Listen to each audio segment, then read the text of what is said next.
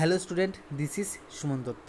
আজকে প্রেজেন্ট হলাম ক্লাস 9-এর পদ পরিবর্তন নিয়ে। ঠিক আছে, তো আজকের ক্লাসে আমরা আবারও দেখব যে কতগুলি গুরুত্বপূর্ণ পদ পরিবর্তন আছে যেগুলো আমরা শিখে রাখবো।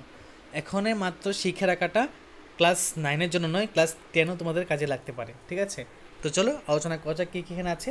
প্রথম আছে কি পুণ্য, কী হবে পুণ্যবান, পাপ পাপী, দুঃখ দুঃখী, সুখ সুখী, পতন পতিত, উত্থান উত্থিত, ভূমি ভৌম, বঙ্গ বঙ্গীয়, গৃহ গৃহস্থ, দেশান্তর দেশান্তরিত, নিষেধ নিষিদ্ধ, শিশু শৈশব। তারপর এখানে কি আছে প্রাণ প্রাণী, প্রাণ প্রাণী। তারপর এখানে কি আছে শান্ত শান্তি, সাধু সাধুতা, মুগ্ধ মোহ, মন্দ মন্দত্ব, ছেলে ছেলেমি, শীর্ণ শীর্ণতা। তারপর ভালো ভালোত্ব, হাত হাতল। তারপর লক্ষ্মী লক্ষ্মীমন্ত, স্থানিক স্থান, সন্ধানী সন্ধান, সংগ্রামী সংগ্রাম। তারপর মানসী মানুষ, মানসী মানুষ। তো আমি আবারও পড়ছি এই পদ পরিবর্তনগুলো, তোমরা নিশ্চয়ই মনে রাখবে, কারণ এখান থেকে কিন্তু কমন আসতে পারে।